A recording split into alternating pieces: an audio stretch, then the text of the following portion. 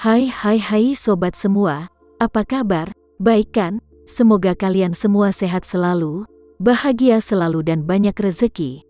Kali ini Mimin mau melanjutkan cerita dari novel Menantu yang Diremehkan.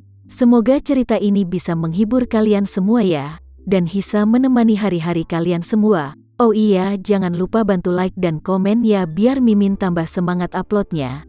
Kalau begitu yuk langsung saja ke ceritanya, cekidot.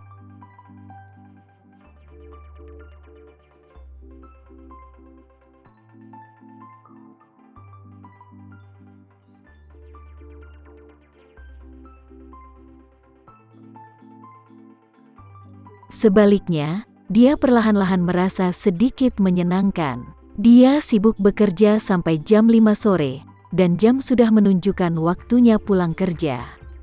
Tiba-tiba mandor datang dan memberinya 100.000, dan berkata kepadanya, "Nenek, kamu sudah melakukan pekerjaan dengan baik hari ini. Apa kamu mau datang besok? Saat ini kita sedang kekurangan banyak karyawan. Dan jika kamu mau datang besok, aku akan membayar 200.000 sehari." Betulkah? Wanita tua Haris sangat senang. Dia memasukkan 100.000 ke dalam sakunya dengan hati-hati, dan berkata dengan penuh semangat, "Aku akan datang ke sini besok." Mandor itu mengangguk puas, "Itu bagus, pulanglah. Kamu harus istirahat, dan besok kamu harus datang jam 9 pagi. Nyonya tua Haris dengan bersemangat setuju. Kemudian, dia tiba-tiba teringat sesuatu dan berkata, "Mandor, jam berapa kafetaria buka di sore hari?" Mandor berkata, "Sekarang jam 6 sore. Nyonya tua Haris bertanya dengan tergesa-gesa, "Kalau begitu, bisakah aku pergi ke kafetaria untuk makan lagi?" Mandor berkata dengan malu-malu, "Tapi setiap karyawan hanya diberi 1 kupon yang bisa digunakan 1 kali untuk sehari. Bukankah kamu sudah menerima kupon makan siang tadi?" Ketika wanita tua Haris mendengar ini, dia mengangguk dengan sedikit kecewa. "Oke, kalau begitu aku akan datang lagi besok." Melihat tampangnya yang kecewa, Mandor tidak tahan untuk berkata, "Nenek, jika kamu mau lembur, bekerjalah sampai jam 7 malam. Aku akan bicara dengan manajer dan memberimu kupon makan malam. Lalu kamu bisa pulang setelah itu." Ketika Nyonya Haris yang mendengar ini, dia sangat bersemangat dan berpikir, "Jika aku menarik kantong plastik selama 2 jam lagi, aku bisa makan lagi. Maka tentu saja, aku mau." Jadi dia berkata dengan penuh semangat, "Tentu Mandor. Terima kasih banyak." Nyonya Haris tidak pernah begitu senang hingga mengguncang seluruh tubuhnya untuk makan. Menurut Mandor, jika dia bekerja lagi di supermarket, dan pada pukul 7 malam, dia akhirnya menerima kupon makan yang dia pikirkan. Meskipun dia sudah makan dengan kenyang di siang hari, Nyonya Haris masih terlihat seperti anjing lapar yang telah dikurung selama 3 hari tanpa makanan. Dia tidak bisa makan lagi, perutnya membesar dan tidak bisa berdiri. Dia beristirahat di kursi kantin selama setengah jam sebelum dia berdiri dengan enggan sambil tangannya bersandar di atas meja. Setelah makan dan minum, seluruh orang memiliki energi. Nyonya Haris menyeka mulutnya dengan punggung tangan, dan menyentuh perutnya dengan telapak tangannya, merasa puas dengan dirinya sendiri. "Astaga, ini benar-benar tanpa diduga. Aku sudah cukup makan kenyang hari ini." Segera, dia memeriksa waktu dan menyadari bahwa sudah lewat pukul 8, jadi dia berencana untuk segera pulang. Meskipun dia selalu egois, setelah mengalami semua kesusahan dan kesulitan selama periode ini, dia sedikit banyak peduli dengan anak dan cucunya. Memikirkan Glenn dan Arkan yang masih terbaring di tempat tidur menunggu untuk diberi makan, Nyonya Haris bergegas ke jendela kafetaria dan bertanya kepada anggota staf yang akan berangkat kerja, "Maaf, apakah kalian masih punya sisa makanan ini, roti kukus, atau nasi?" Orang lain memandangnya dan berkata dengan putus asa, "Bukankah nenek sudah makan makanan dengan porsi 3 orang sendirian? Apakah kamu belum cukup makan?" Nyonya Haris menyeka mulutnya karena malu dan berkata sambil menyeringai, "Hehehe, aku kenyang. Tapi anak dan cucuku belum makan di rumah. Tahukah kamu, mereka belum makan apapun selama hampir 2 hari 2 malam. Pihak lain bertanya dengan heran, benarkah? Apakah masih ada orang yang tidak bisa makan hari gini? Nyonya Haris memiliki wajah yang panas dan berkata dengan malu-malu, iya, sesuatu terjadi pada keluargaku selama periode ini. Menantu perempuan tertua dalam keluarga mengidap kanker payudara. Itu ditemukan pada tahap lanjut. Dia meninggal. Putra tertuaku sudah menghabiskan semua uang di rumah untuk mengobati penyakitnya. Dengan itu, Nyonya Haris tiba-tiba merasa sangat bangga di hatinya. Itu sangat keren. Sudah lama dia melihat Diana dengan muak. Jika Edi Wibowo tidak menghentikannya, dia sendiri pasti ingin memukul Diana sampai mati. Apalagi akhir-akhir ini, Diana telah membangkang dengan berbagai cara, bahkan memaksanya untuk bekerja. Dia sudah lama membencinya karena hal ini di dalam hatinya. Sehingga, di hadapan orang lain, mengarang rumor bahwa Diana meninggal karena kanker payudara membuatnya merasakan nikmatnya balas dendam. Ketika staf di kafetaria mendengar ini, mereka tiba-tiba berseru, "Hah?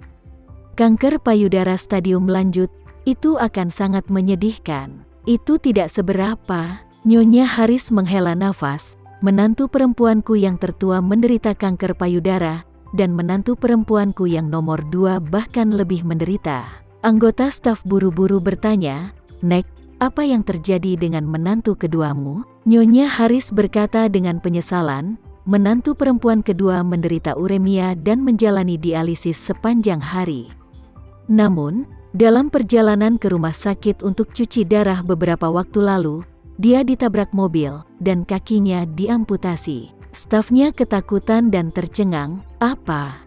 Nek, kenapa hidupmu begitu menyedihkan?" Nyonya Haris berkata dengan wajah, "Ini belum parah, bahkan bisa lebih buruk." Staf bertanya, "Hah?" Nyonya Haris berkata dengan emosi, "Menantu keduaku, dia harus pergi ke rumah sakit untuk cuci darah dan kakinya diamputasi.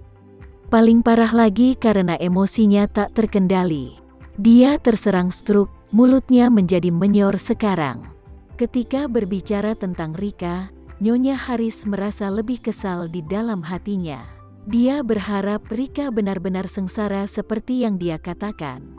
Dia bahkan berharap semakin sengsara dia, semakin baik. Namun, staf tidak tahu bahwa dia hanya membual tentang itu semua. Staf merasa bahwa orang normal yang akan mengutuk anggota keluarga mereka karena ketiadaan. Jadi apa yang wanita tua itu katakan pasti benar. Jadi dia berkata dengan simpati yang besar, "Duh Nek, tidak heran kalau kamu masih bekerja di usiamu yang sudah tua ini. Ini benar-benar tidak mudah bagimu untuk menghadapi kehidupan itu di rumah." Saat dia berkata, dia melanjutkan, "Nek, kami memiliki 7 atau 8 roti tersisa di sini, mungkin 4 nasi, dan beberapa sisa makanan. Apa kamu punya kotak makan siang? Aku akan mengemasnya untukmu dan kamu bisa membawanya pulang." Nyonya Haris sangat bersemangat, tetapi dia masih menahan ekstasinya, dan berkata dengan ekspresi sedih, "Bagaimana aku bisa mendapatkan kotak makan siang? Menantu perempuanku sedang sekarat. Aku tidak mampu membeli barang itu." Dengan mengatakan itu, wanita tua itu melihat kantong plastik tergantung di sisi konter, dan berkata, "Kenapa kamu tidak melakukannya? Nak, kamu bisa menaruh semua sisa makanan di kantong plastik untukku. Aku akan mengambilnya dan memberikan itu pada anak cucuku di rumah." Staf itu buru-buru mengangguk dan berkata, Oke, aku akan melakukannya selama nenek menginginkan itu." Nyonya Haris buru-buru berkata, "Terima kasih nak, yang terpenting aku dapat makan." Segera, staf mengeluarkan sisa makanan untuk Nyonya Haris, dan mengemasnya 4 kantong plastik besar. Dia merasa sedikit menyesal ketika dia mulai berpikir, dengan begitu banyak sisa makanan, ini terlalu berat. Bagaimana aku bisa membawanya kembali? Tapi kemudian dia memikirkannya, tidak, aku harus mengambil semuanya. Dengan makanan ini, keluarga bisa bertahan setidaknya selama 2 hari.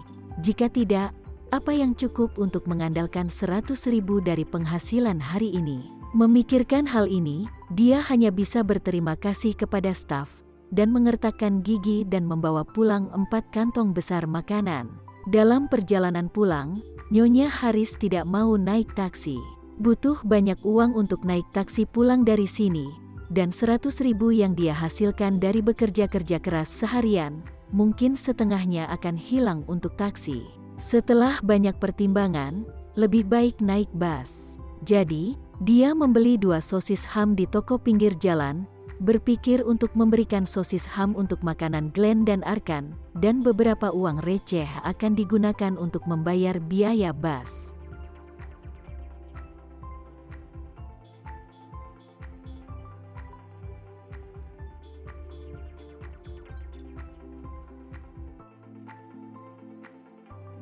Sekian dulu ya cerita kali ini, kita lanjutkan lagi ceritanya di lain waktu.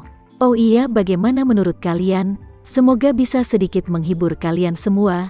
Jangan lupa like, share dan komen ya. Untuk teman-teman yang baru nonton, jangan lupa subscribe-nya. Hehehe. Kalau ada teman-teman yang ingin gabung langganan bisa langsung gabung saja untuk dapat fitur yang menarik dan sedikit membantu Mimin. Terima kasih sudah menonton. Sampai jumpa lagi. Bye bye bye.